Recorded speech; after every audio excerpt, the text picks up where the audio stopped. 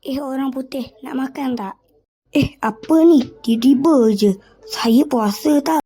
Alah, makan je lah. Kita makan dalam semak. Kita makan diam-diam. Saya kata tak nak lah.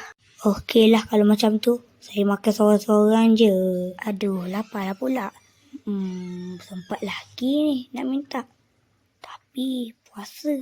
Tak apa je lah, makan je lah. Hehehe. Oh hitam, jangan makan habis tu. Saya nak makan juga, boleh tak?